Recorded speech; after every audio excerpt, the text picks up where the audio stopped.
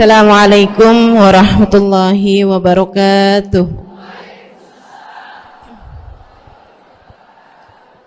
Alhamdulillah.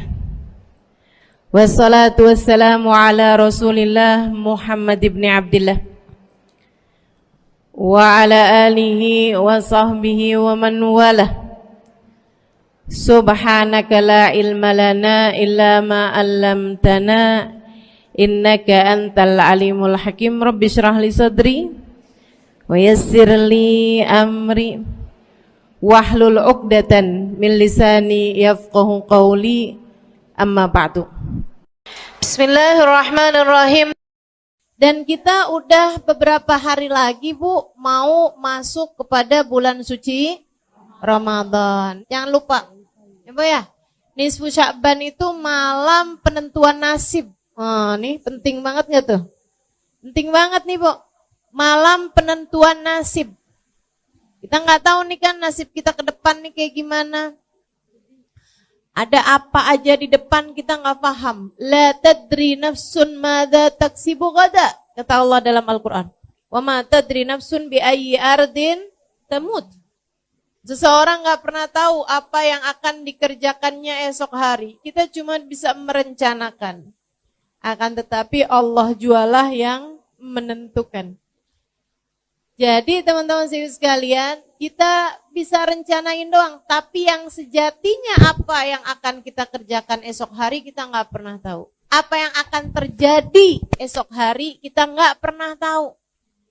Kita nggak tahu, orang tua kita nggak tahu, anak kita nggak tahu, suami kita nggak tahu, pemerintah nggak tahu apa yang akan terjadi esok hari. Yang tahu siapa? Allah Subhanahu wa ta'ala. Karenanya kita mesti minta benar-benar sama Allah Subhanahu wa ta'ala urusan nasib ini. Jadikan nasib kami bagus ya Allah. Jadikan nasib kami baik ya Allah. Saya ingat dulu kalau saya minta doa sama Hubabah Bahiyah. Hubabah Bahiyah itu salah satu perempuan solehah, Bu. Salah satu wali min auliyaillah. Seorang waliyah ya Bu ya, wali perempuan. Dengan segala kemuliaan-kemuliaan yang beliau punya. Alhamdulillah saya dekat dengan beliau. Alhamdulillah Allah karuniakan. Ibu-ibu sekalian, saya kalau minta doa sama beliau, beliau doain saya itu satu doa. Asa nasibik zain Halimah. Asa nasibik zain. Beliau bilang mudah-mudahan nasib kamu bagus nak. Semoga nasib kamu bagus. Saya dulu suka mikir gitu. Emang kenapa ya menasib gitu? Tapi ternyata sudah saya ingat-ingat, abah saya dulu juga bilang yang sama. Kata abah saya, nak orang hidup tuh yang penting nasib.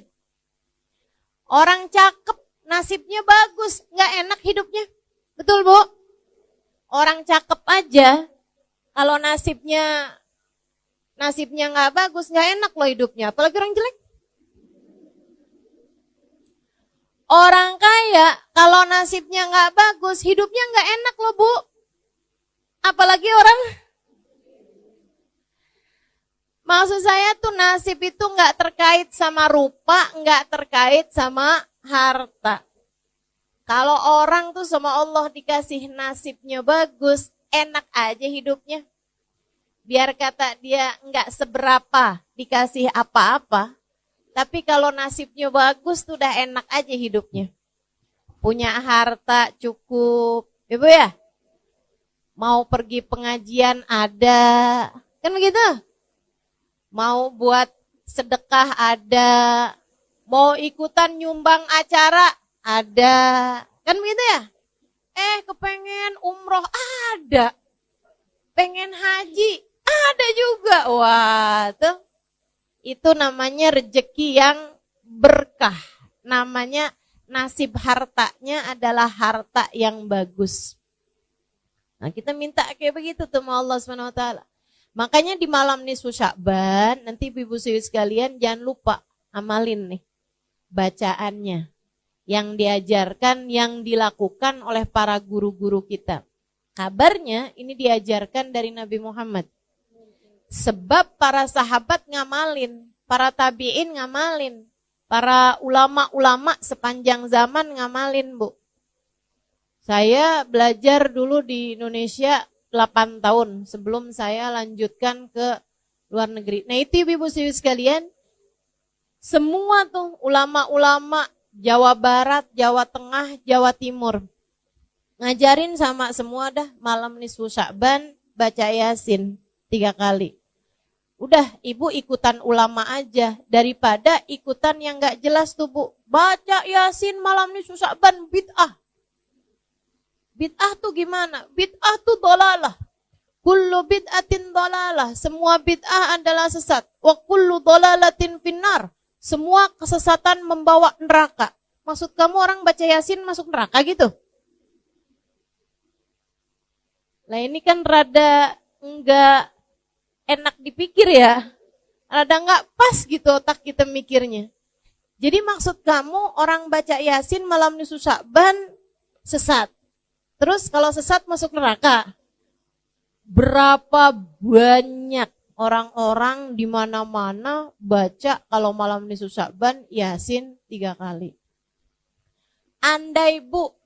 Andai nih gak ada yang ngajarin kecuali seorang ulama yang saya tahu sangat soleh, dia ngamalin dan dia ngajarin, saya sih akan ikut. Ibu betul gak gitu? Misalnya ini ibu gak ada yang ngajarin nih, tapi saya ngajarin ibu-ibu. Bu, nanti malam Jumat ibu baca sholawatan ini dah. Enak bu, saya tuh kalau habis baca sholawatan ini tuh saya doa, minta sama Allah tuh doa saya diijabah gitu. Hati jadi lebih tenang. Ibu amalin apa enggak? Amalin. Nah diajarin sama satu orang saya aja, asal ibu tahu saya punya sanad ilmu. Maksudnya saya punya kapasitas ilmu untuk mengajarkan itu. Ibu akan amalkan. Apalagi bu yang ngajarin ulama banyak banget dah. Dari di Indonesia sampai ke luar negeri. Dan Nabi Muhammad telah mengatakan, lan tajtami' ummati ala dhalalah. Umatku ini gak akan pernah sepakat dalam kesesatan. Nabi itu yang bilang, umat saya gak bakalan sepakat dalam kesesatan tuh gak ada ceritanya. Nah ini menurut saya baca Yasin 3 kali di malam nisfu Sya'ban itu adalah sesuatu yang disepakati oleh umat. Bukan hanya di Indonesia. Jadi kalau ada yang bilang, itu tuh budayanya orang Indonesia, mainnya kurang jauh. Mainnya kurang jauh tuh butuh, suruh pergi tuh ke Yaman, suruh pergi tuh. Habib Zain bin Smith di Madinah ngajarin, ibu ya, suruh pergi tuh. Sayyid Maliki di Mekah ngajarin, ulama-ulama ngamalin. Ibu-ibu sekalian, suruh pergi ke Syekh Ramadan Al-Buti, ya bu ya, di Syria ngajarin. Pergi tuh ke Mesir, diajarin. Semua pada ngamalin kok. Nah kamu gak ngamalin ya, ikutan siapa gitu kan? Nah insya Allah bisa kita amalin ibu ya. Apalagi menyangkut urusan sama nasib. Innallaha yatajalla fi lailatin nisf min Sya'ban fayaghfir illal musyrik wal musyahin. Kata Nabi Muhammad alaihi salatu wassalam, Allah akan menunjukkan rahmat, menurunkan rahmat, anugerah kasih sayangnya pada malam nisfu Sya'ban. Dengannya, dengan kasih sayang tersebut, Allah memberi ampunan kepada hamba-hambanya yang mukmin, kecuali yang gak dapat ampunan siapa? Al-musyrik, orang yang menyembah selain Allah, wal musyahin, dan orang yang hatinya terdapat kebencian terhadap, dendam terhadap salah satu dari hamba Allah yang beriman. Nih, kasihan nih, 2 orang tersebut nih, gak bisa dapat rahmatnya Allah Subhanahu wa taala pada malam nisfu Sya'ban. Semoga kita terhindar darinya insyaallah. Amin. Baca Yasin 3 kali. Yasin yang pertama diniatin biar apa bu? Panjang umur dalam taat. Kalau minta panjang umur jangan asal panjang bu. Ibu mau umur panjang di atas tempat tidur kagak bisa ngapa-ngapain? Gak mau. Ibu mau panjang umur buat banyakin daftar dosa? Gak mau. Kita minta sama Allah panjang umur fi khairin wa lutfin wa afiyah. Fi taatillah, dalam taat kepada Allah, fi khairin wa lutfin wa afiyah, dalam kebaikan, dalam keselamatan dan dalam kesehatan. Insya Allah. Yasin yang kedua ibu baca dengan niat urusan rizki, ibu ya. Biar lancar, biar berkah, biar manfaat. Dan ibu jangan salah bu, rizki itu juga bukan hanya urusan uang, apalagi urusan makanan. Enggak sama sekali ibu ya. Rizki itu luas ibu-ibu sekalian. Karena manusia tuh punya 3 bagian nih. Ada badan, ada akal, ada hati. Semuanya ketiganya perlu rizki. Badan ibu perlu rizki. Buat makan, buat nutup aurat, buat tempat buat tidur, buat tempat buat bepergian. Kan gitu ibu ya? Maka yang namanya makanan, yang namanya sandang atau pakaian, yang namanya rumah, tempat tinggal, mau itu ngontrak, mau itu beli, mau itu nebeng.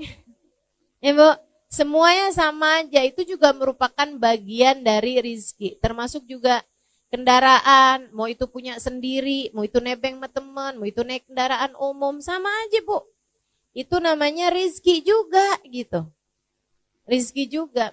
Ibu-ibu sekalian yang saya muliakan tuh rizkinya badan gitu ya.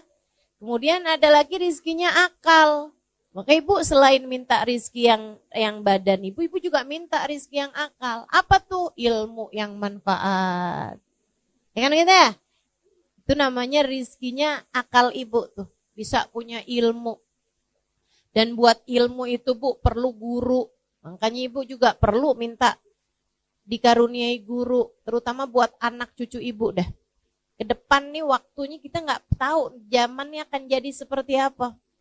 Maka ibu perlu membekali anak-anak cucu-cucu ibu dengan doa-doa. Doanya salah satunya adalah minta ya Allah, karuniakan untuk anak-anak cucu-cucuku ilmu yang bermanfaat dan guru yang memandu mereka menjalani kehidupan. Orang kalau ada gurunya insya Allah benar bu.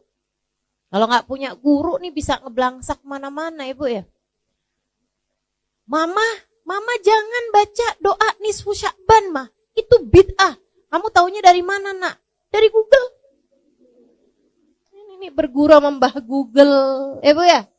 Berguru sama Syekh Yahoo nih. Berguru sama yang enggak ada ininya gitu. Sambungannya. Gitu kan. Nah itu masalahnya tuh. Mudah-mudahan dah semuanya. Pada dikaruniai guru yang soleh.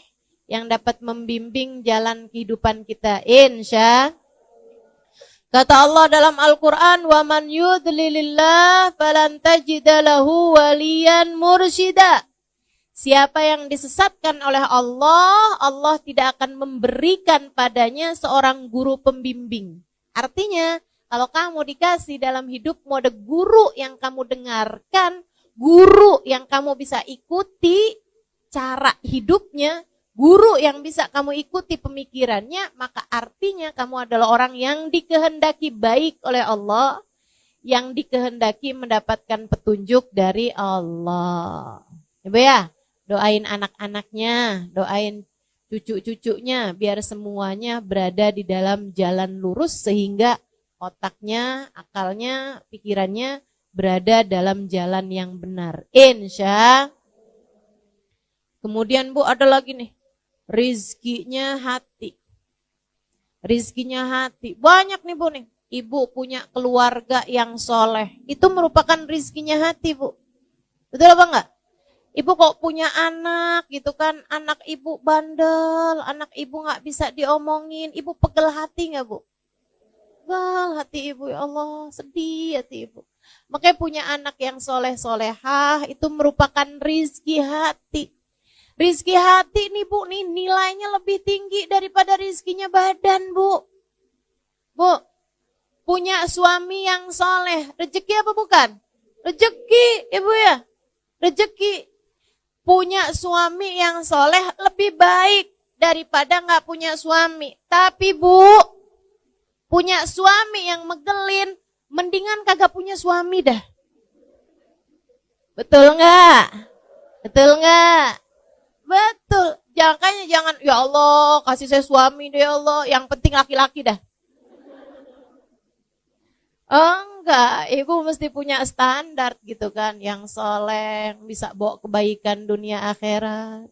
Rezeki tuh ibu-ibu sekalian, rezeki. Makanya minta tuh sama Allah rezekinya hati. Rezekinya hati tuh macam-macam ya bu ya. Akhlak yang baik, itu juga rezekinya hati. Ya kan? minta dikaruniai akhlak yang bagus, minta dikaruniai perilaku yang benar, minta dikaruniai kehidupan yang menyenangkan. Itu rizki hati tuh. Kita minta ke semua rizki ini dari Allah Subhanahu wa taala pada malam nisfu Sya'ban nanti. Ini saya sampaikan biar ibu-ibu gak nyesel.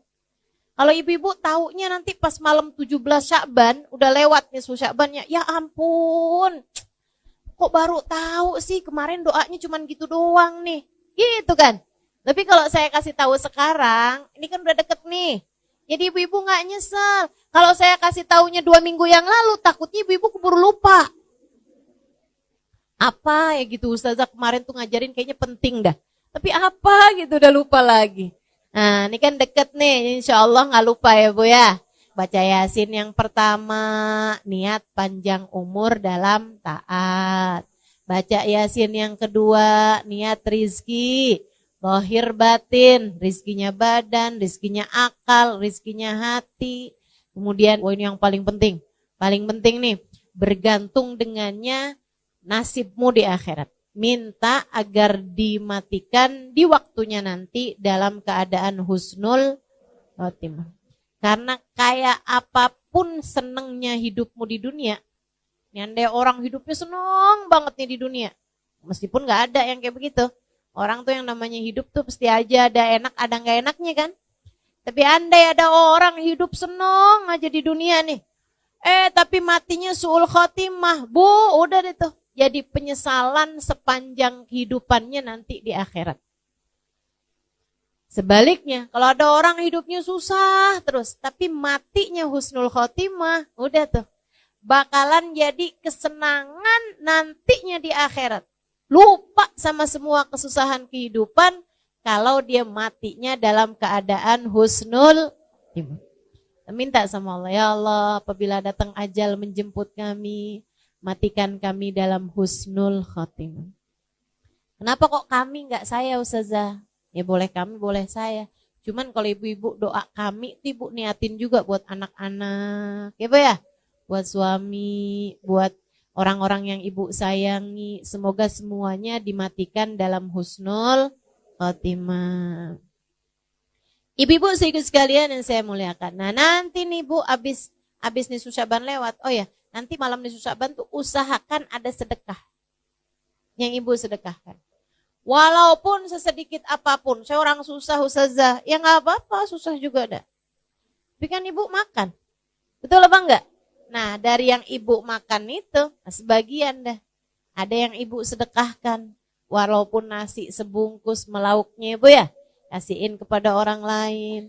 Ibu punya 20.000, ibu sedekahin 10.000, 5.000, itu nilainya besar Bu di mata Allah. Dirham sabak alf dirham, kata Nabi Muhammad.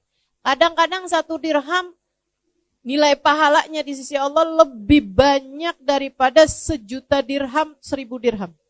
Ibu nih sedekah 1.000 rupiah bisa jadi lebih banyak nilainya, pahalanya dibandingkan dengan yang sedekah jutaan rupiah. Jadi jangan sedih. Kenapa gitu?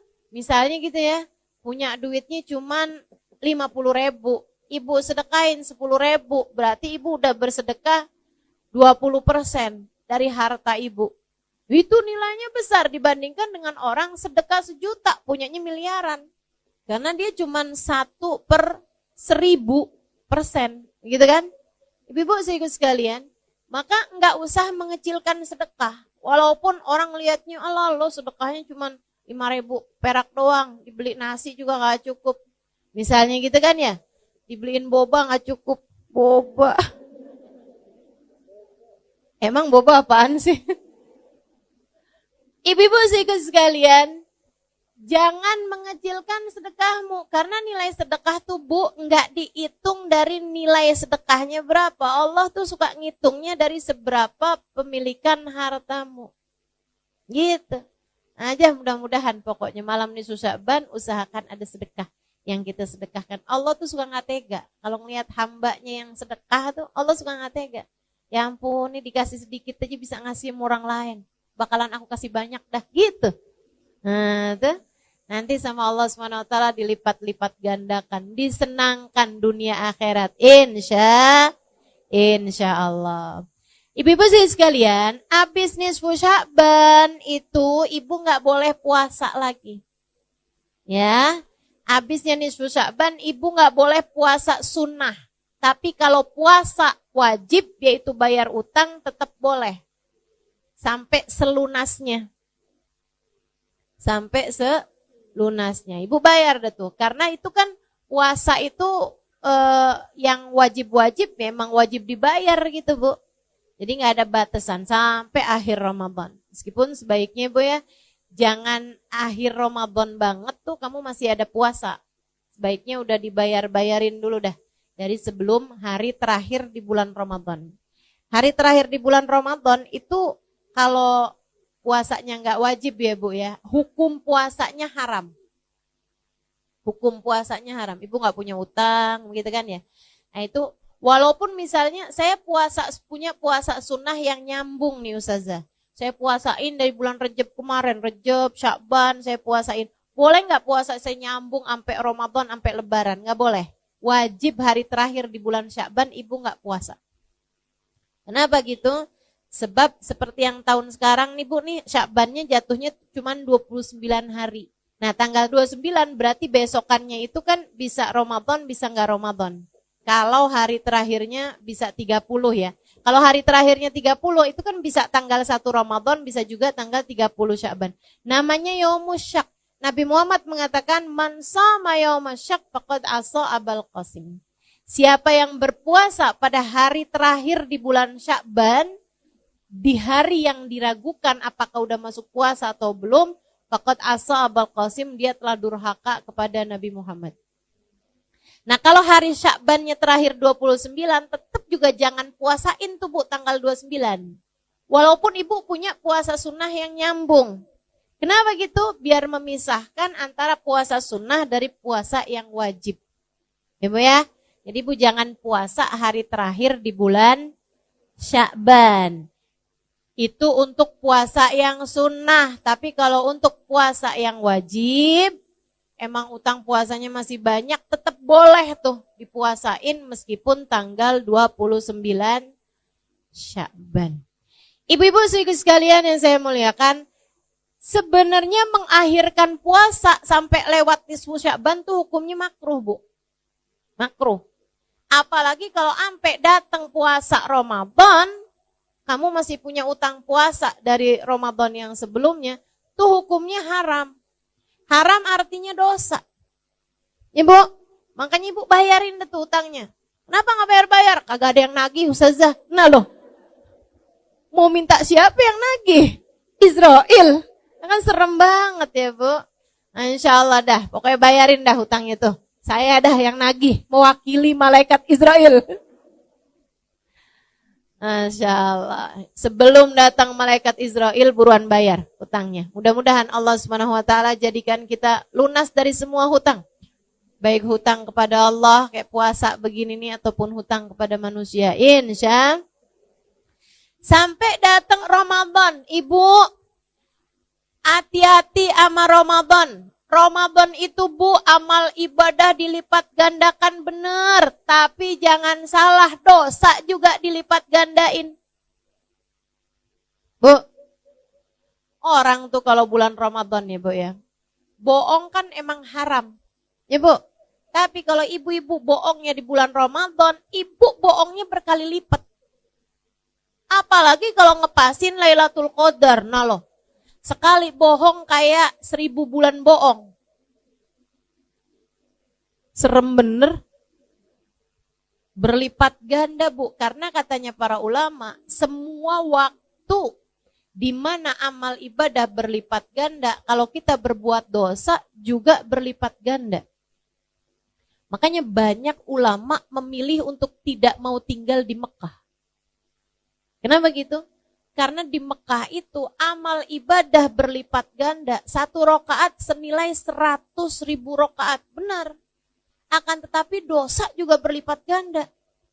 Di Masjidil Haram itu sholat 1 rakaat senilai 100.000 rakaat di tempat yang lain. Tapi kalau bikin dosa di Masjidil Haram, dosanya juga lipat-lipat ganda.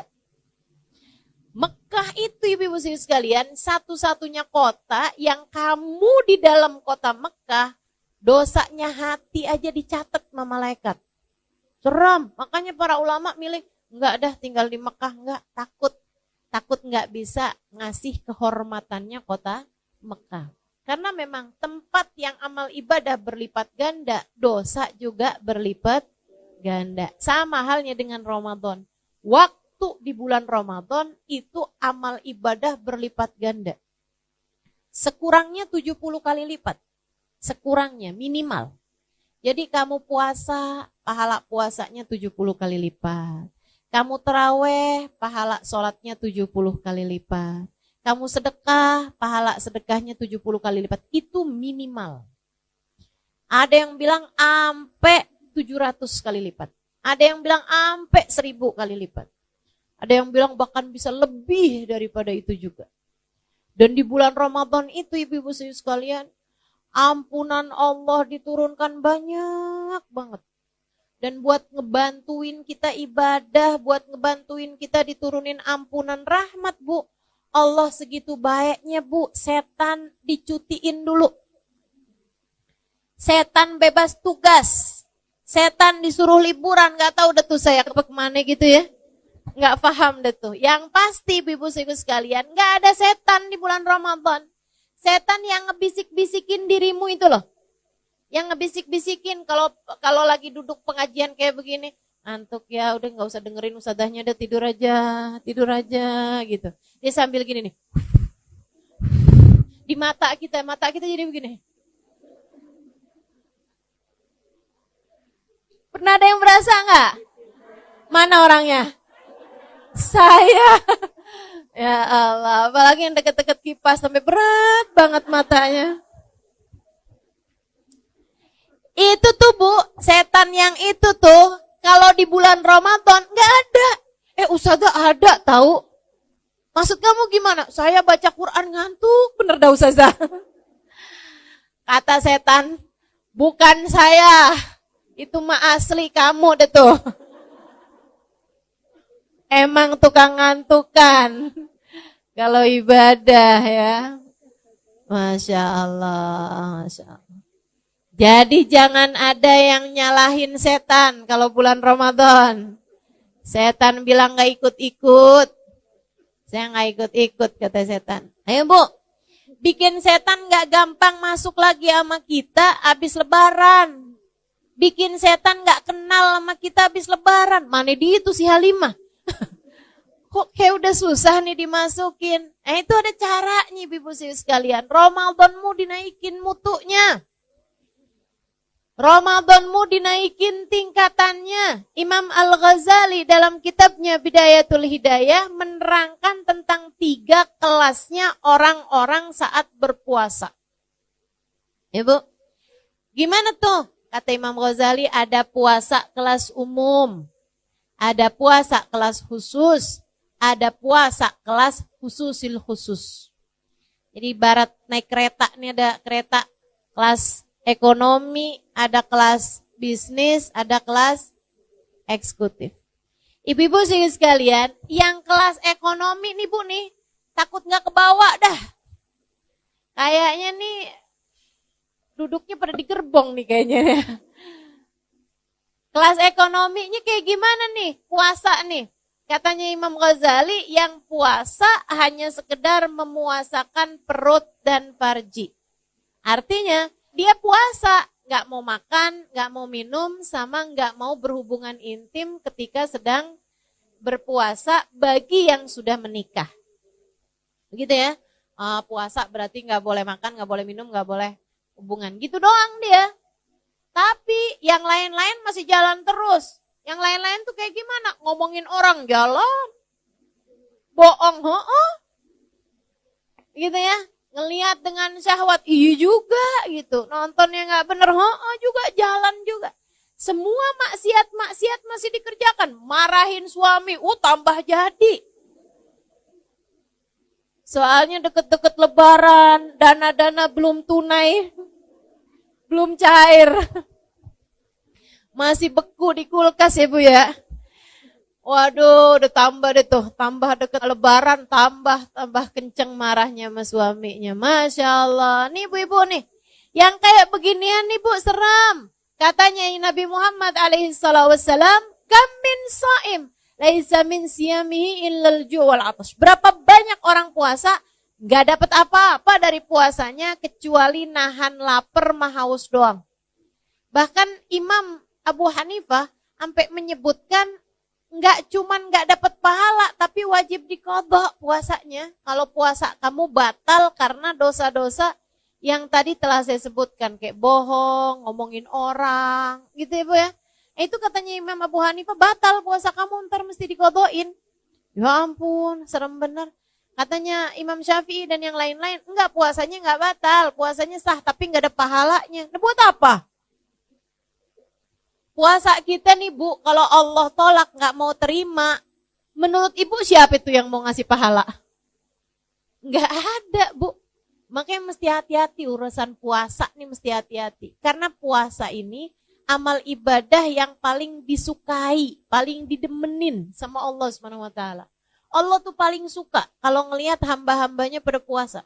Allah tuh Bu, kalau kita udah masuk bulan suci Ramadan, Allah tuh banggain kita di hadapan para malaikat-malaikatnya. Kata Allah, liatin deh tuh hamba-hambaku tuh, pada lemes-lemes, liatin deh tuh. Liatin hambaku tuh, pada lapar, pada haus, kesianan gitu ya. Kata Allah, mereka nahan lapar, ninggalin makanannya meskipun mereka lapar. Mereka meninggalkan minumnya meskipun mereka haus. Kenapa? Untuk aku, kata Allah, fasaumuli wa ana ajzibih, puasa mereka untukku, akulah sendiri yang akan memberikan balasannya.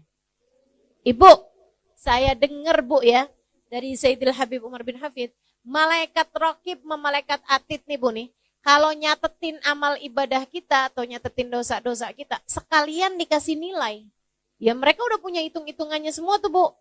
Misalnya kita ya, sholat duhur, langsung tuh dikasih nilai sama malaikatnya. Kalau khusyuk sekian, kalau nggak khusyuk sekian. Kalau khusyuk rukunya doang sekian, gitu. Kalau khusyuk pas takbirnya doang sekian, gitu kan. Kalau sambilan sholat sambil ngedengerin TV yang lagi kebuka, ada sekian tuh. Kalau sambilan mikirin masakan yang mau dimasak sekian, ada hitungannya semua. Kalau kita berjamaah, makanya saya berusaha buat nggak ninggal sholat jamaah. Kenapa gitu? Orang kalau sholat berjamaah itu Bu, kadang-kadang biar kata nggak khusyuk, insya Allah Allah terima. Gitu. Makanya berusaha dah buat sholatnya berjamaah, karena khusyuk itu susah. Betul nggak Bu? Susah Bu. Kita kadang khusyuk nih bagian depannya doang, belakangnya ngeblangkrak. Ya Allah, nyari kunci nggak ketemu, begitu sholat inget. Ada nggak yang kayak gitu? Sama berarti kita. Karena mengingat khusyuk itu nggak gampang, saya berusaha buat sholatnya berjamaah. Begitu kan? Kenapa gitu? Nggak gampang khusyuk tuh. Nah kalau berjamaah insya Allah dah. Insya Allah. Seapa-apanya insya Allah diterima sama Allah. Kata Allah, ijtama'u min ajli faqabiltu lijtimaihim. Mereka berkumpul karena aku terima sholat mereka sebab perkumpulan mereka. Nah ini malaikat nih Bu udah punya hitung-hitungannya semua. Termasuk Ibu hadir majelis kayak begini nih, malaikat raqib Bu, udah tahu hitung-hitungannya. Kalau khusyuk dengerin berapa pahalanya gitu. Kalau misalnya pikiran udah sambil ngeliatin jam nih, kapan ya waktunya makan siang.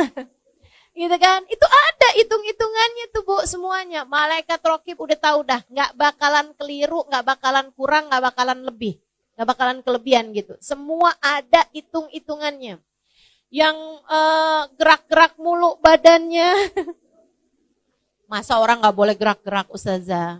Boleh, cuman yang kayak yang sibuk aja sama HP-nya, antaran lihat belakang, antaran lihat ke depan gitu ya. Enggak khusyuk tuh kan namanya. Kata Nabi, lausakan qalbu hadza lasakanat jawarihuh. Kalau hati seseorang tenang, maka akan tenanglah anggota tubuhnya.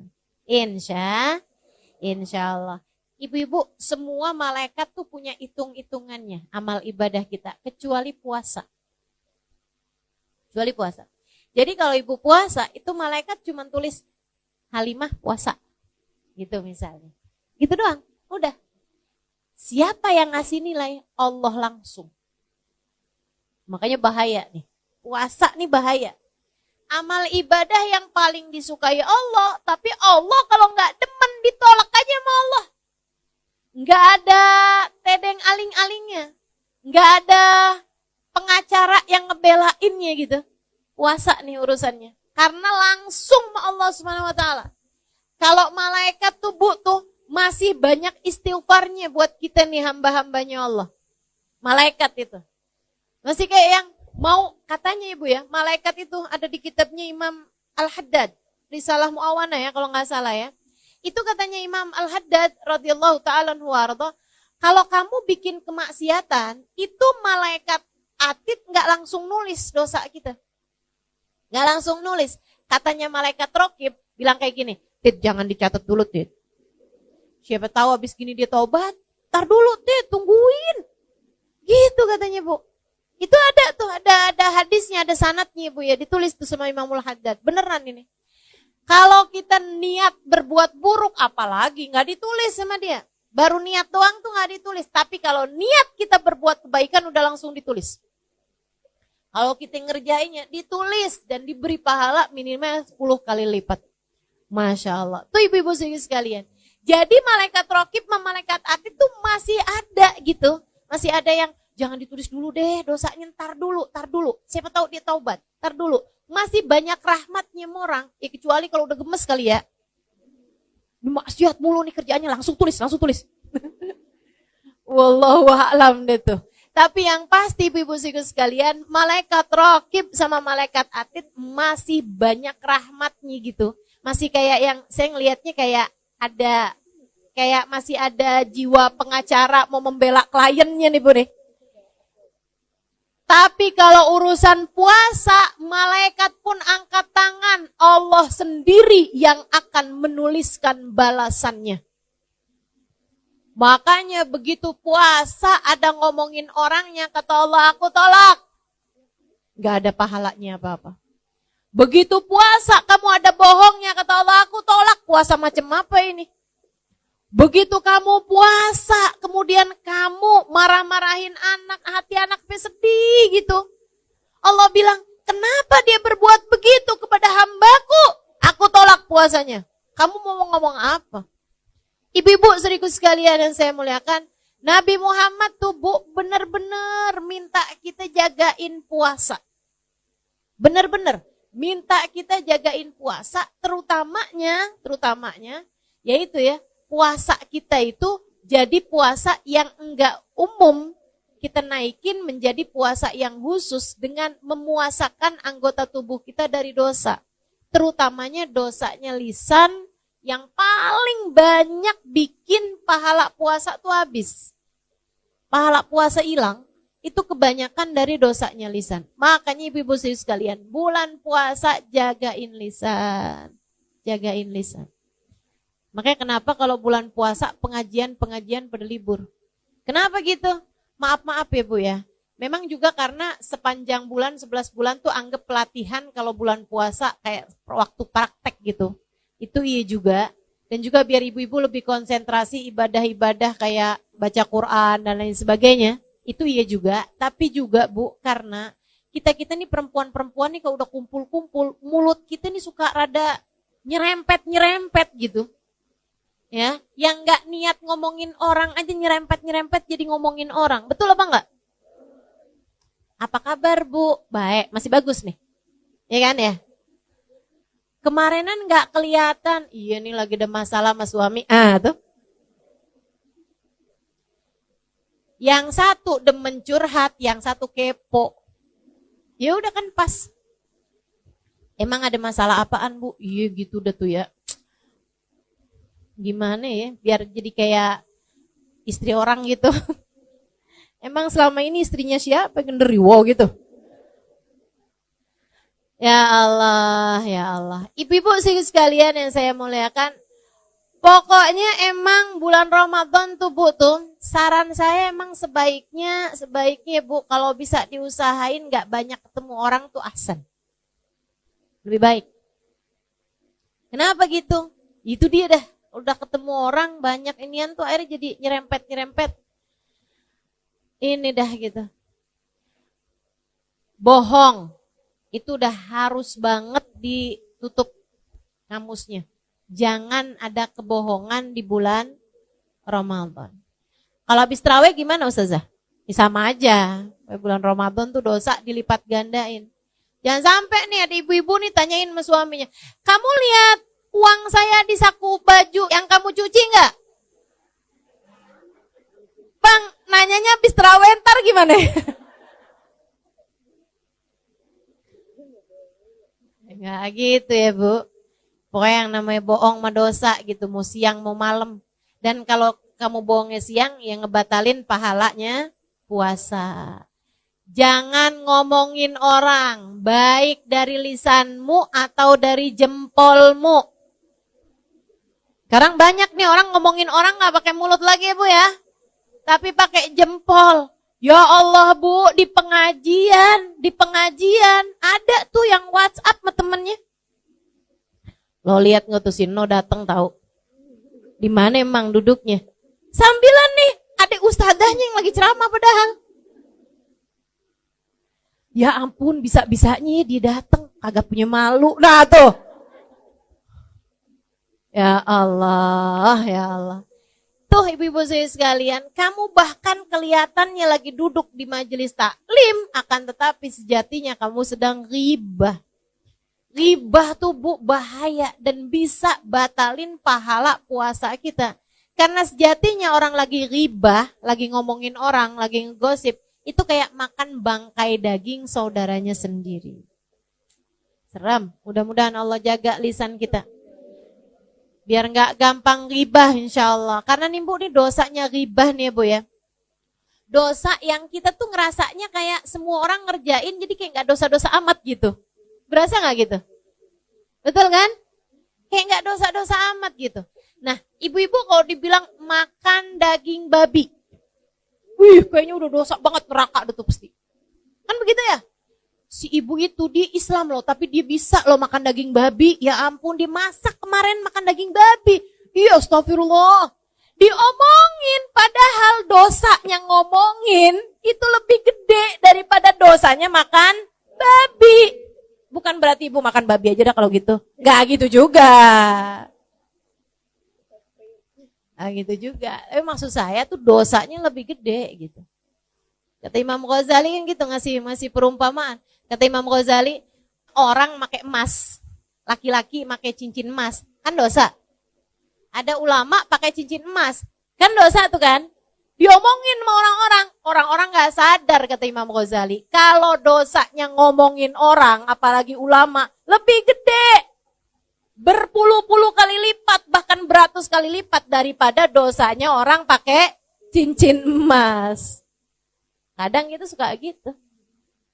Gak gitu kadang. Mudah-mudahan deh Allah selamatin kita semuanya. Lisan gak bertulang. Ya Bu ya, kita mesti punya kendali terhadap lisan kita. Tahu apa yang mesti diomongin, apa yang gak perlu diomongin. Juga bulan puasa nih Bu, biar puasamu naik menjadi kelas khusus tadi ini, kelas bisnis. Ibu mesti jagain lisannya dari menyakiti hati orang. Hati-hati Bu, bahaya. Bu, bahaya. Termasuk anak sendiri. Ibu jangan suka nyakitin hati anaknya. Dibangunin susah sahur, akhirnya keluar kata-kata yang gak bagus. Jangan. Nanti yang nyesel dirimu sendiri. Ini enggak kayak anak orang nih. Kayak anak. Kayak anak apa? Kalau ibu nyebutin nama salah satu binatang, anak sakit hati kan. Meskipun anak kalau bisa nyaut. Ya kalau saya anak monyet, ibu induknya dong. Untung aja anak-anak kita tuh sopan-sopan loh Bu. Betul apa enggak? Anak-anak itu tuh santun-santun. Ibu suka marah kalau ibu ngajak anak ibu ngomong, anak ibu pegang HP. Betul apa enggak? Coba diingat-ingat. Nah, kalau ibu ngomong, HP-nya ditaruh dulu. Nih ibu mau ngomong penting nih nih, liatin muka ibu, liatin. Saya ini ibumu loh nak, surga kamu tuh udah di bawah kaki saya. Ada yang suka gitu? Enggak ya, enggak segitu dramanya ya. Ibu-ibu sekalian, kita marah kalau kita ngomong anak kita pegang HP. Tapi betapa seringnya anak kita ngomong dan kita pegang HP, ngaku. Betul apa enggak? Dan alhamdulillah anak kita santun-santun. Saya nggak pernah lihat tuh yang anaknya ngomong kayak gini. Ibu, saya lagi ngomong ya Bu ya. Coba taruh HP-nya. Nggak pernah lihat saya. Nggak pernah lihat. Santun anak kita, Masya Allah. Maka ibu-ibu sedikit sekalian yang saya muliakan, jagain hati anakmu. Kalau kamu sendiri nggak pinter jaga hati anakmu, siapa lagi yang akan jaga hati dia? Kalau dalam rumah dia tidak mendapatkan kedamaian, di mana lagi dia akan menjadikan sebuah tempat sebagai tempat dia berpulang. Orang kalau nggak dapetin damai di dalam rumahnya, mesti di mana lagi? Kesian, mau di jalanan. Kesian banget anak-anaknya. Udah Bu, lupakan semua kemarahanmu, lupakan semua kekesalanmu sama anak. Ibu-ibu sedikit sekalian, anakmu, kata Imam Ghazali alaihi ridwanullah, adalah bayanganmu. Kalau kamu pengen bikin anakmu lurus, kamunya mesti lurus. Hubabah Zahra, ibunda dari guru saya, Al-Habib Umar bin Hafid. Guru kami, Al-Habib Umar bin Hafid. Guru kita semua, Al-Habib Umar bin Hafid. Itu ibu-ibu sekalian punya anak soleh-solehah semua. Banyak anaknya Bu, soleh-solehah semuanya ibu-ibu sekalian. Lebih dari 10 orang anaknya. Semuanya soleh, semuanya solehah. Bahkan yang satu jadi mufti di kota Hadramut. Yang satu lagi Al-Habib Umar bin Hafid, orang soleh wali min auliyaillah. Ibu-ibu sekalian yang saya muliakan, semuanya soleh-solehah. Putra-putri dari Hubabah Zahra ini ya Bu ya. Ditanya, ada seorang ibu nanya sama Hubabah Zahra, Hubabah gimana caranya biar anak saya soleh-solehah. Hubabah Zahra sambil senyum, karena emang orangnya senyuman mulu tuh Bu tuh. Padahal hidupnya susah, hidupnya berat, senyum aja. Katanya beliau kayak begini, nak, kamu kalau kepengen anak kamu soleh-solehah, ya kamunya mesti solehah. Gampang aja ngomongnya, kamunya yang solehah. Terus kalau kamu udah solehah, kamu tinggal doain anak kamu. Sebab doanya perempuan yang solehah diijabah sama Allah. Dengannya anakmu jadi anak yang soleh-solehah. Gampang deh tuh. Kamunya yang solehah, terus kamu doain anak kamu.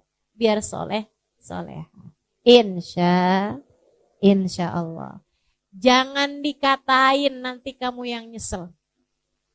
Jangan dikatain nanti kamu yang nyesel. Anak-anakmu tuh.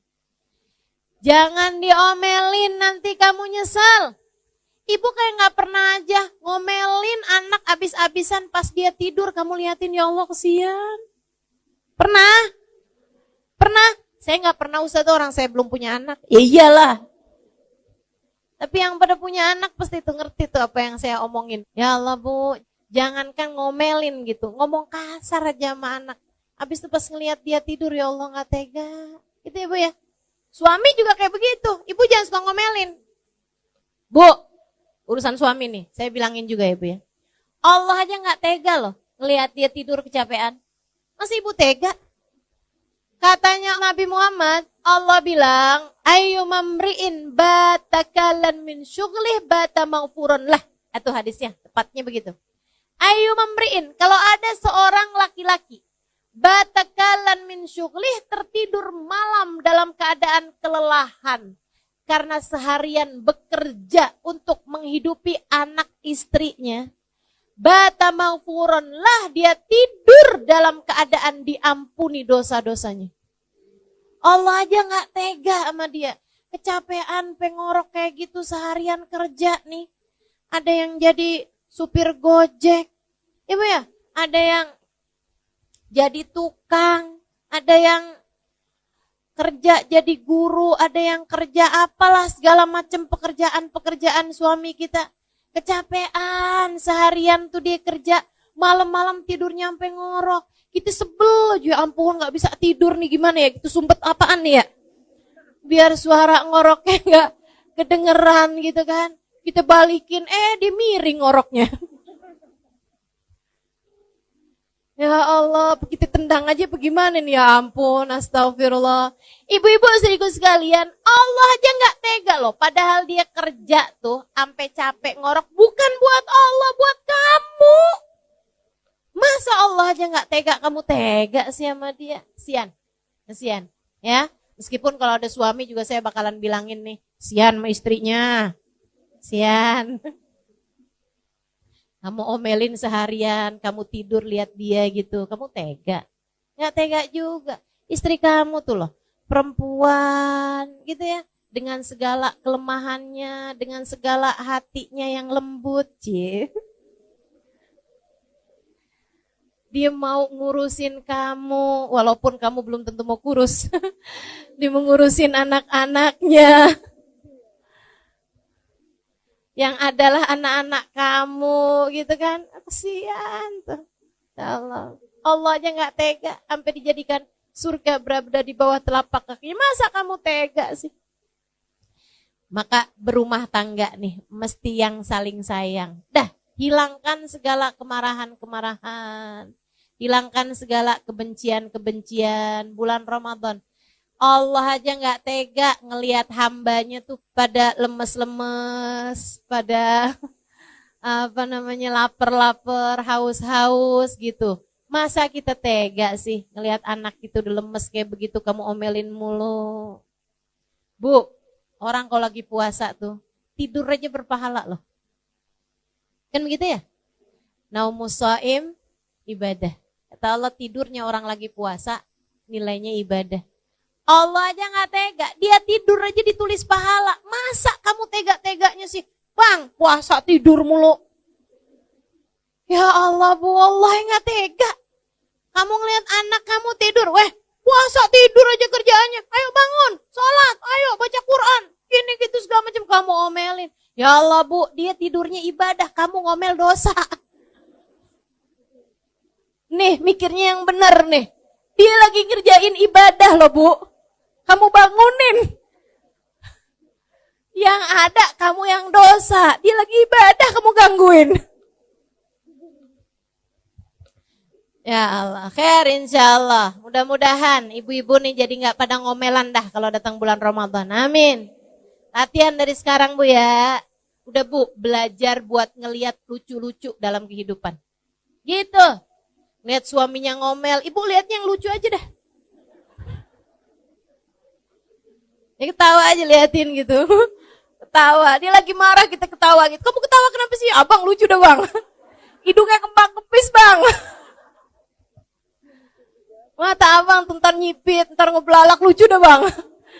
Gituin aja udah yang lucu aja ngelihatnya. Udah gak usah, hidup udah gak usah disusah-susahin ya Bu. Yang enak aja.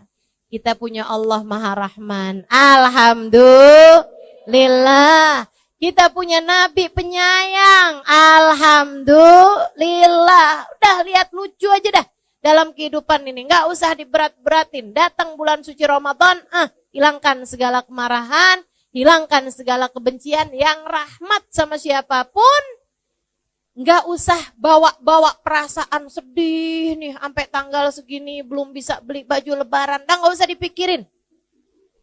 Gak usah dipikirin. Bu, gak usah dipikirin. Ada banyak sunnah-sunnah yang lain yang ibu bisa kerjain.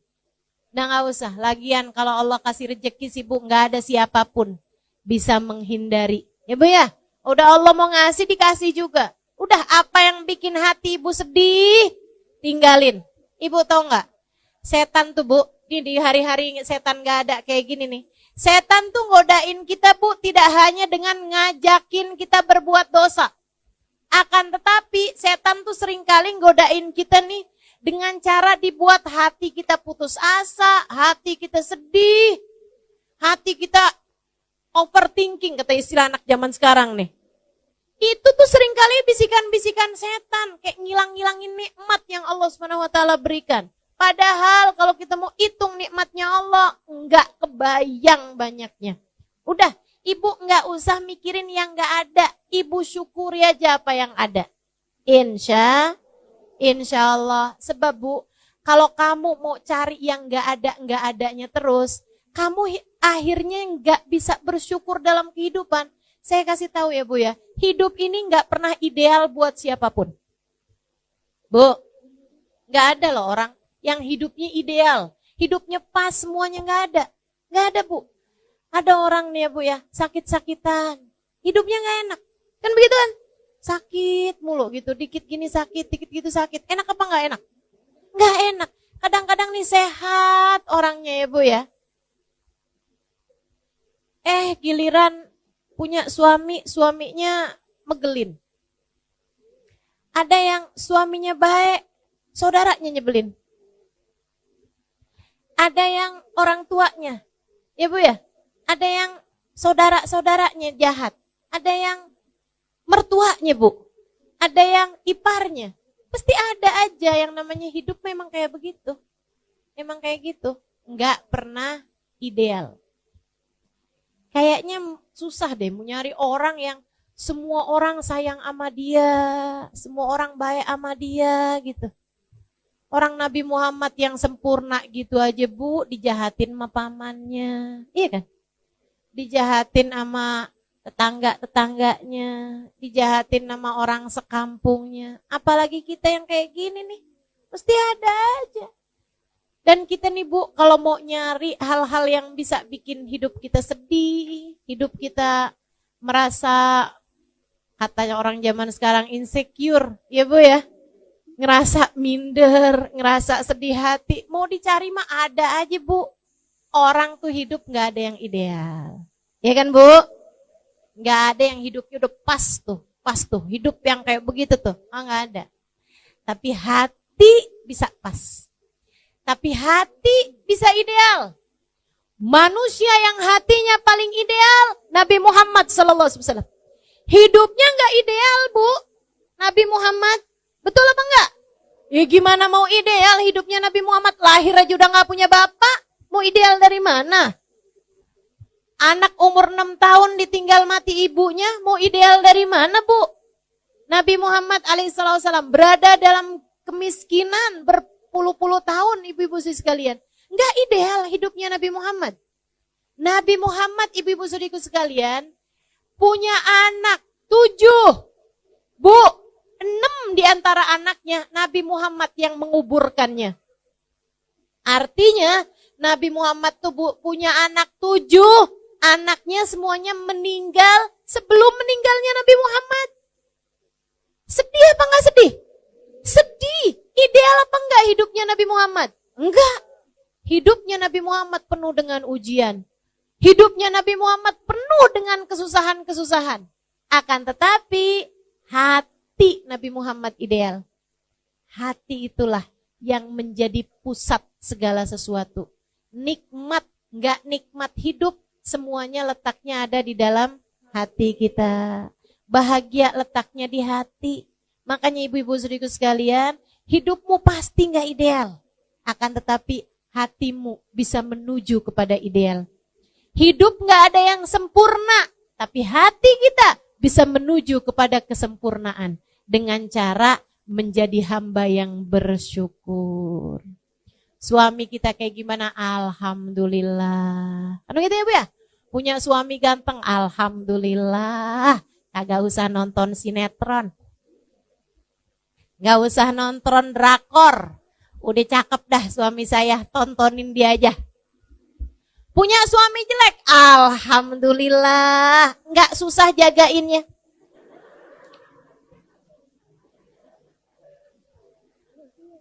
Gak ada yang mau sama dia. Jadi mutlak penuh. Jadi milikmu seutuhnya. Ibu-ibu saudariku sekalian yang saya muliakan, dah yang enak-enak aja dah Bu ya. Karena mau nyari ideal gak ada, udah cari yang enaknya aja, bikin lucu aja hidup, nikmati aja hidup. Mudah-mudahan kita bisa jadi orang-orang yang senantiasa bersyukur. Insya Allah, jagain puasanya, jagain anggota tubuhnya. Jangan biarin lisan ngomel mulu, jangan biarin lisan bohong, jangan biarin lisan ngomongin orang. Ibu ya, jangan biarin mata ngelihat kemaksiatan-kemaksiatan, jangan biarin kaki melangkah ke tempat-tempat yang ada dosa-dosanya. Jangan biarin tangan ngerjain hal-hal yang dilarang sama Allah. Puasamu jadi puasa yang khusus. Naik lagi. Wah, naik lagi kalau ini sih kata Imam Ghazali ini puasa buat para wali, buat para nabi, buat hamba-hamba yang udah emang tingkatannya tinggi-tinggi dah tuh. Kelas yang eksekutif tadi itu Bu. Ya udah kita sih yang penting puasa kita di kelas bisnis tadi tuh udah bagus gitu. Kita puasain anggota tubuh kita dari ngerjain dosa. Selama bulan Ramadan, jauhi segala perbuatan dosa, sebab dosanya jadi berlipat ganda. Lagi pula perbuatan dosa di bulan Ramadan, takutnya bikin Allah gak berkenan menerima puasa kita, akhirnya Ramadan kita jadi sia-sia. Puasa yang khusus yang kayak gimana lagi tuh Ustazah? Memuasakan seluruh waktu mereka hanya untuk Allah. Memuasakan seluruh anggota tubuh mereka hanya untuk Allah.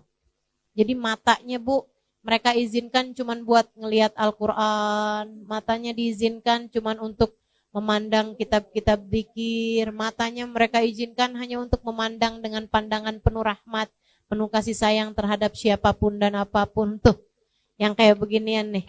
Gitu ya Bu ya. Telinga mereka pakainya sepanjang Ramadan buat taat semuanya. Lisan pakainya antara buat berzikir, antara buat ngomong yang bagus-bagus, antara buat baca Al-Quran, antara buat sholawatan Nabi Muhammad tuh. Yang kayak beginian nih, ibadahnya ibadah eksklusif ya Bu ya. Kelas-kelas hamba-hamba Allah Subhanahu wa ta'ala. Imam Asy-Syafi'i Bu, kalau bulan Ramadan hatam 60 kali hataman Quran.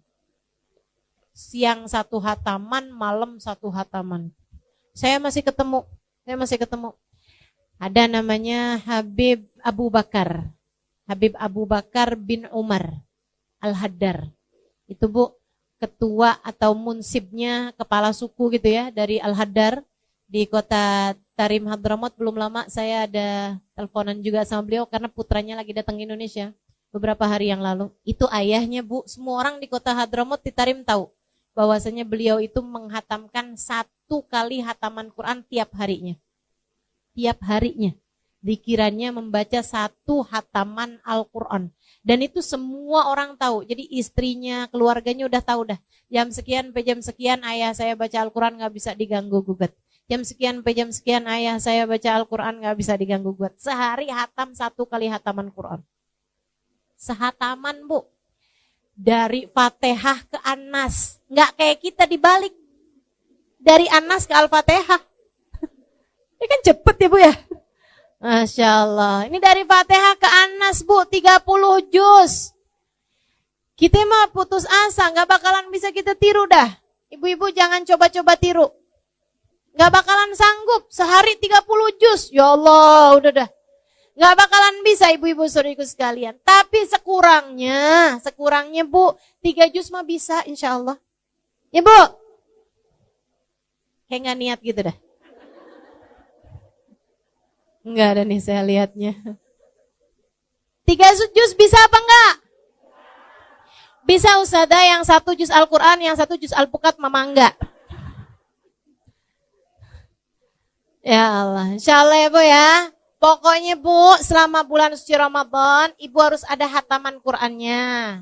Pokoknya nih, minimal gitu ya Bu ya.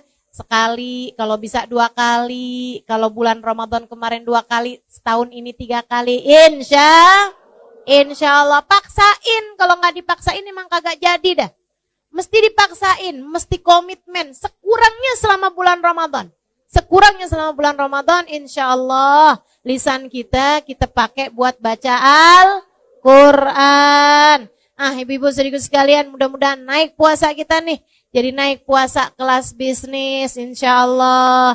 Biar puasa kita diterima sama Allah. Ada Qurannya, ada terawihnya. Ibu kalau terawih jangan nyari masjid yang paling cepat.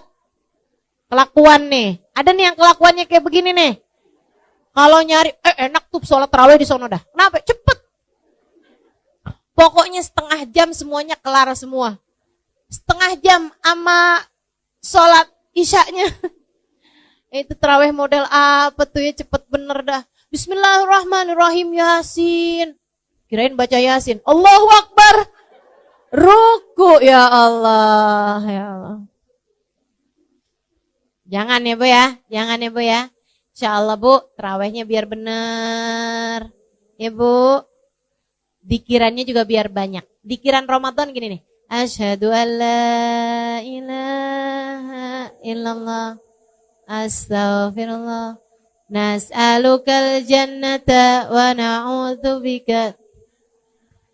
Asyhadu an la ilaha illallah. Astaghfirullah. Nas'alukal jannata.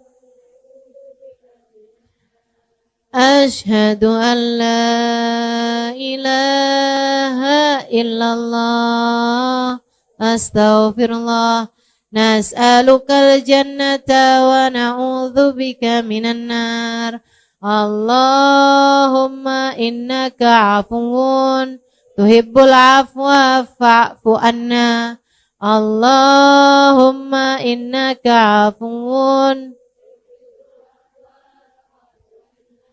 Allahumma innaka afuwun tuhibbul afwa fa'fu anna ya karim. Tuh kita perbanyak.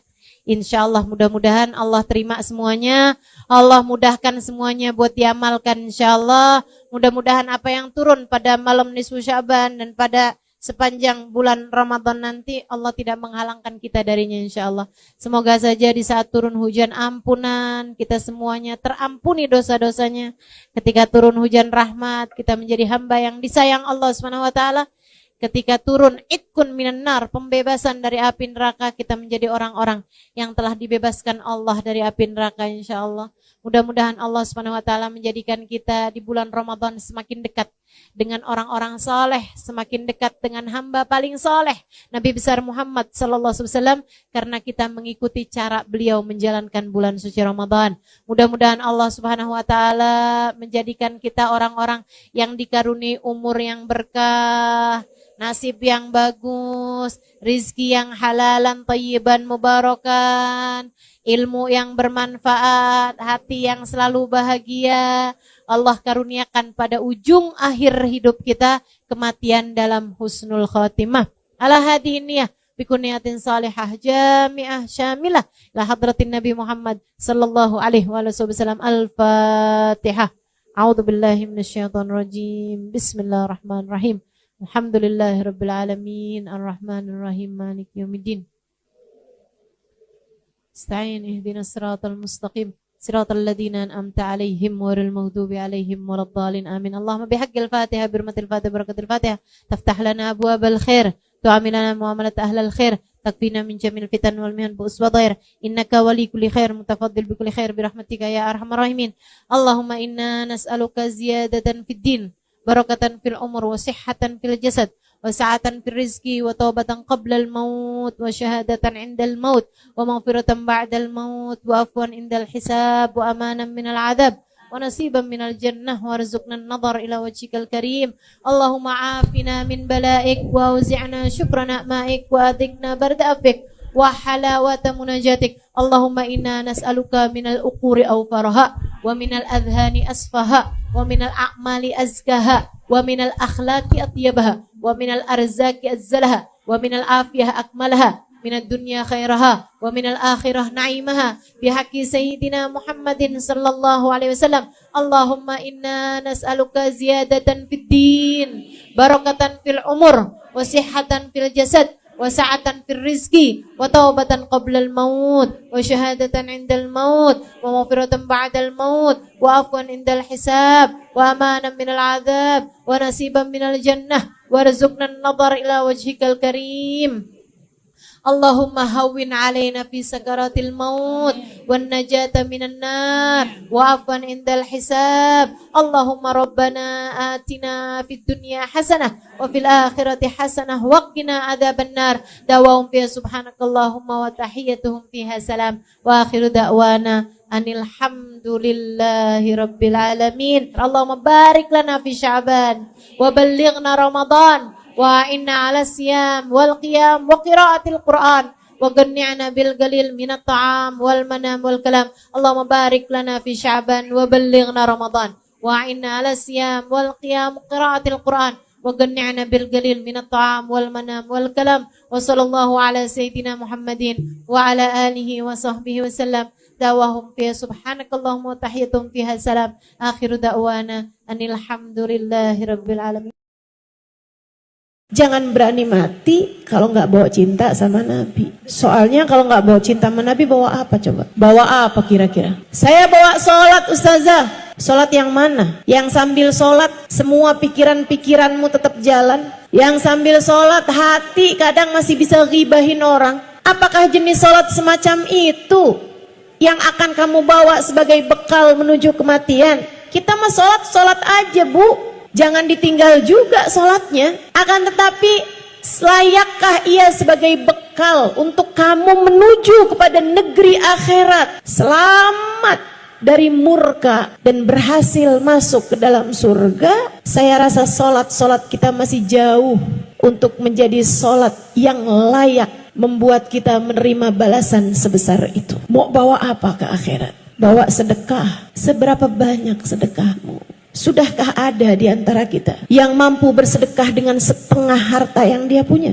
Adakah di antara kita yang sudah berani bersedekah dengan seperempat harta yang dia punya, atau bahkan sekedar 10% harta yang dia punya? Bukankah lebih mudah bagi kita itu selama ini untuk membawa harta kita ke pasar, duit kita, kemudian kita belanjakan daripada kita sedekahkan? Bukankah yang kita rasakan selama ini, uang 100.000 kalau dibawa pergi ke mall rasanya dikit banget, tapi begitu mau dimasukkan ke dalam kotak sumbangan rasanya jadi kayak gede banget, bukan begitu? Assalamualaikum warahmatullahi wabarakatuh.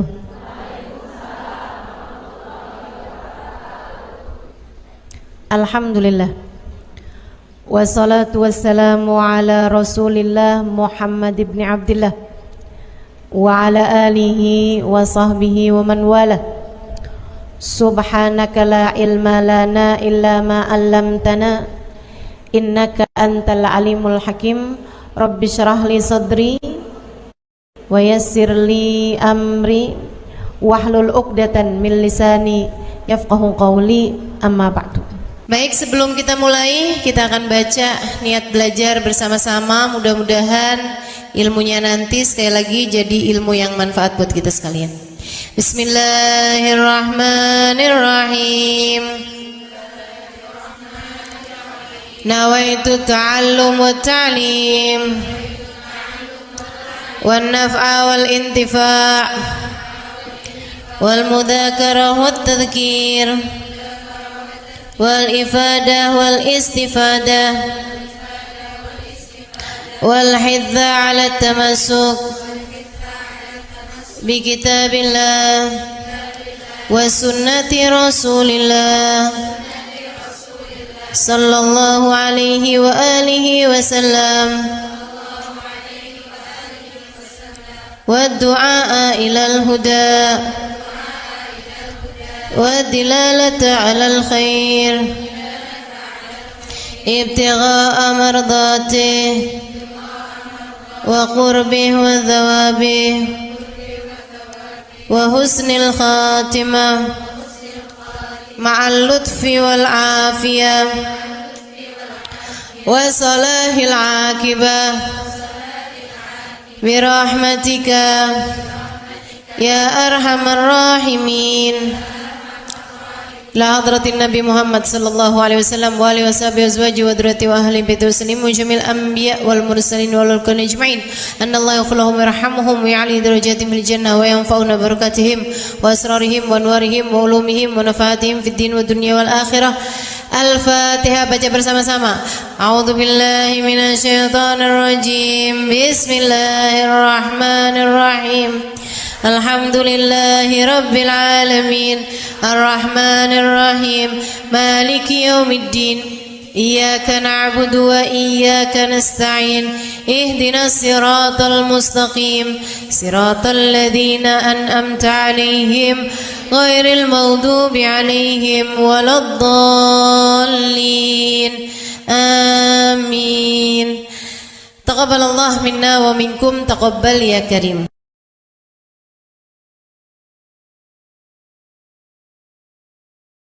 yang hadir di majelis ini, baik ibu-ibu, kakak-kakak, adik-adik, anak-anak, nenek-nenek. Semoga semuanya dirahmati dan dicintai Allah.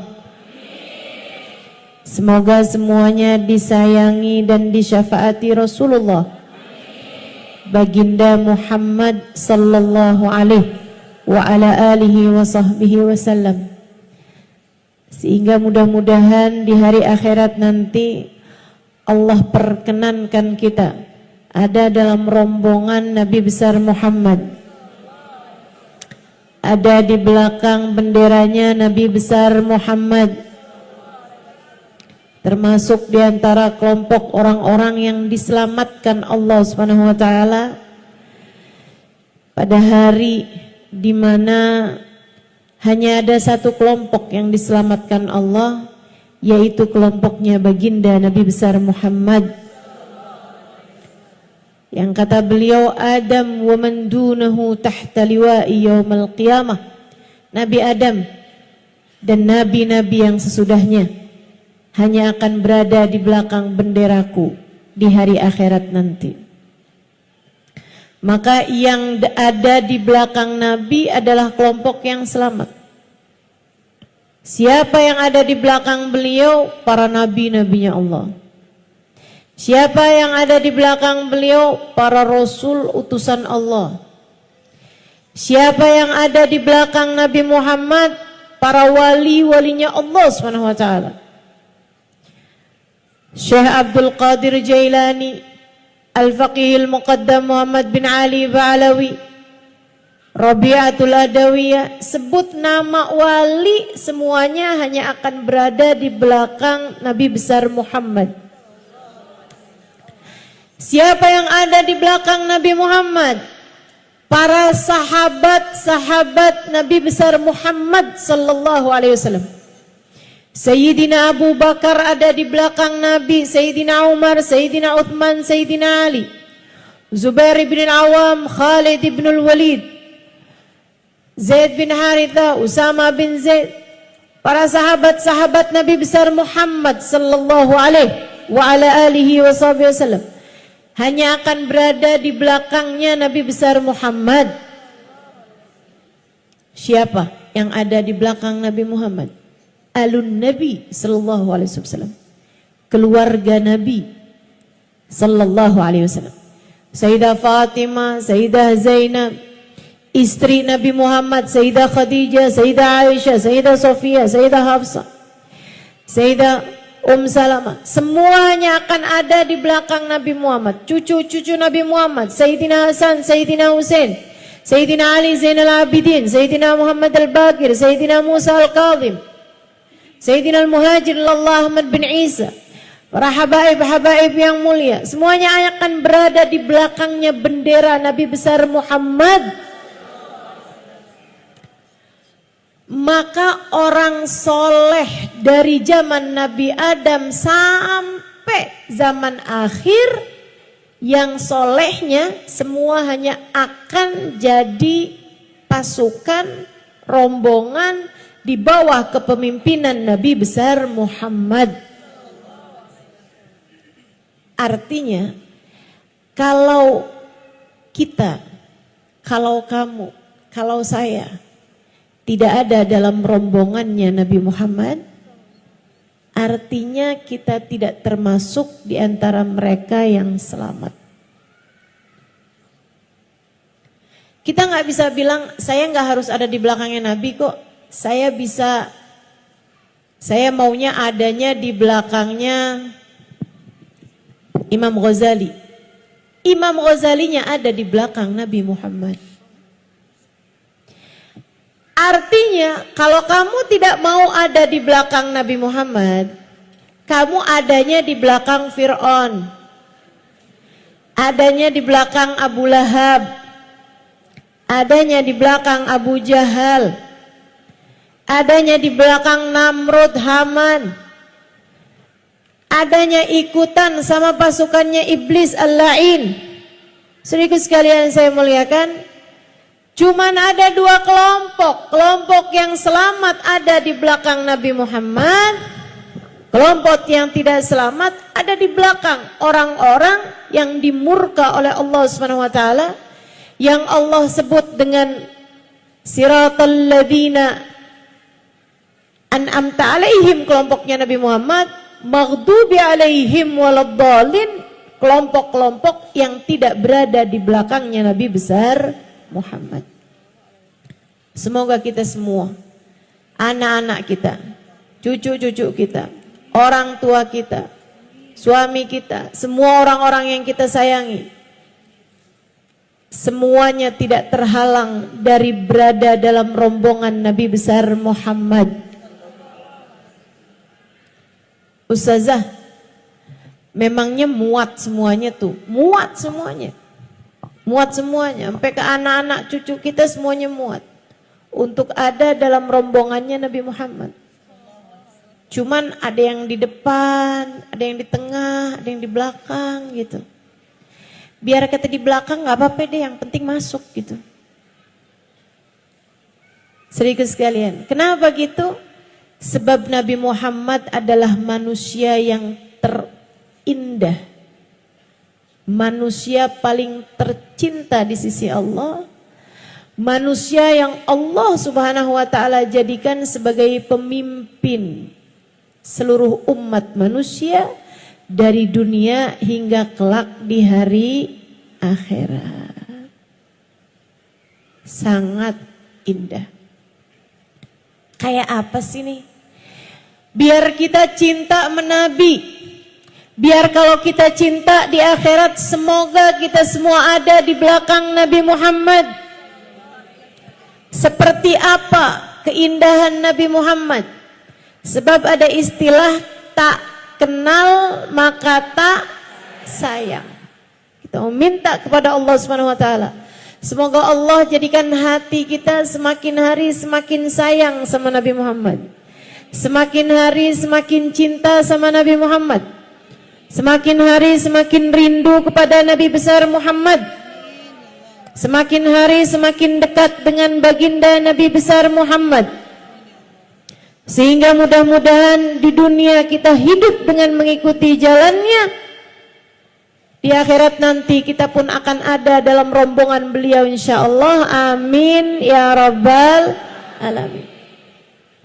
Alangkah indahnya dirimu, wahai baginda Nabi besar Muhammad sallallahu alaihi wasallam. Pengen kenal, pengen tahu nabinya. Yuk, dengerin saya mau cerita tentang Nabi Muhammad. Dengerinnya bukan cuman pakai telinga, karena telinga bisa lupa apa yang telah ia dengar. Akan tetapi saya memintamu untuk mendengarkan dengan telinga hatimu, untuk mendengarkan dengan hatimu agar apa yang kamu dengar dengan hati tidak mudah keluar lagi. Telinga bisa lupa apa yang dia dengar, tapi hati tak pernah lupa siapa yang dia cinta. Saya selalu sampaikan di mana-mana tempat, jangan berani mati kalau nggak bawa cinta sama Nabi. Menurut saya begitu. Saya nggak akan berani mati kalau nggak bawa cinta sama Nabi. Dan saya berharap juga semua teman-teman seperti itu. Jangan berani mati kalau nggak bawa cinta sama Nabi. Soalnya kalau nggak bawa cinta sama Nabi, bawa apa coba? Coba bawa apa kira-kira? Saya bawa sholat ustazah. Sholat yang mana? Yang sambil sholat semua pikiran-pikiranmu tetap jalan. Yang sambil sholat hati kadang masih bisa ghibahin orang. Yang sambil sholat hati kadang-kadang bisa suudzon sama orang. Yang sambil sholat pikiran kemana-mana. Apakah jenis sholat semacam itu yang akan kamu bawa sebagai bekal menuju kematian. Kita mah sholat aja, Bu. Kita mah sholat aja, Dek. Jangan ditinggal juga sholatnya. Akan tetapi, layakkah ia sebagai bekal untuk kamu menuju kepada negeri akhirat? Selamat dari murka dan berhasil masuk ke dalam surga. Saya rasa sholat kita masih jauh untuk menjadi sholat yang layak membuat kita menerima balasan sebesar itu. Mau bawa apa ke akhirat? Bawa sedekah. Seberapa banyak sedekahmu? Sudahkah ada di antara kita yang mampu bersedekah dengan setengah harta yang dia punya? Adakah di antara kita yang sudah berani bersedekah dengan 1/4 harta yang dia punya, atau bahkan sekedar 10% harta yang dia punya? Bukankah lebih mudah bagi kita itu selama ini untuk membawa harta kita ke pasar, duit kita, kemudian kita belanjakan daripada kita sedekahkan? Bukankah yang kita rasakan selama ini, uang 100.000 kalau dibawa pergi ke mall rasanya dikit banget, tapi begitu mau dimasukkan ke dalam kotak sumbangan rasanya jadi kayak gede banget, bukan begitu? Saudaraku sekalian yang saya muliakan, mau pulang bawa apa? Bawa sedekah, saya rasa belum layak. Saya adalah istri yang solehah, saya akan boleh masuk surga dari pintu manapun yang saya inginkan sesuai dengan janji Nabi Muhammad. Betul, Nabinya berjanji seperti itu, iya. Tapi sesolehah apakah dirimu itu terhadap suamimu? Pernah gak suami manggil, kamu masih sibuk pegang handphone? Iya. Betapa seringnya kita selama ini menyia-nyiakan suami kita. Saya sih belum berani bawa apa-apa buat mati.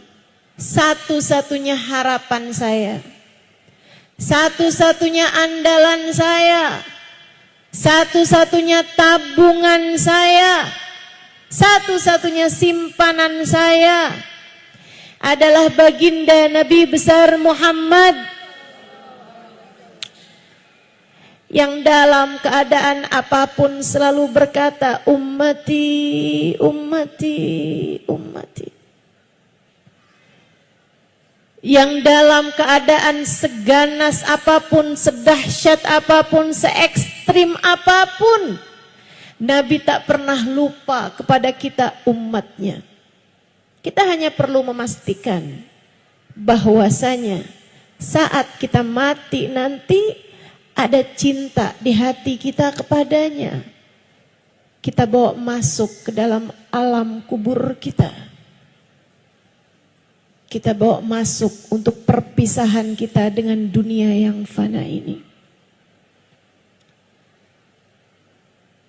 Saudaraku sekalian saya muliakan, kita pengen tahu nih nabinya kayak apa. Biar gede cinta kita kepadanya, biar semakin besar sayang kita padanya. Saudaraku sekalian, katanya sahibul maulid ad-dibai, kana sallallahu alaihi wasallam ahsanan nasi khalqan wa khuluqa wa ahdahum ilal haqqi sabqa. Nabi Muhammad sallallahu alaihi wasallam adalah manusia yang paling indah, paling cakep. Apanya?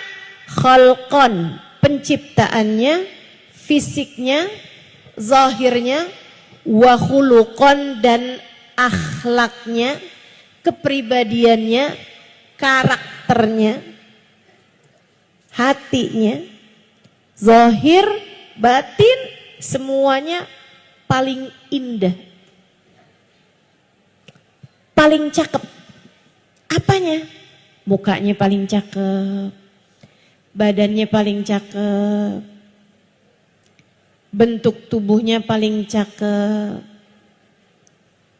akhlaknya juga paling cakep. Assalamualaikum warahmatullahi wabarakatuh. Alhamdulillah, wassalatu wassalamu ala Rasulillah Muhammad ibn Abdillah wa ala alihi wa sahbihi wa man wala.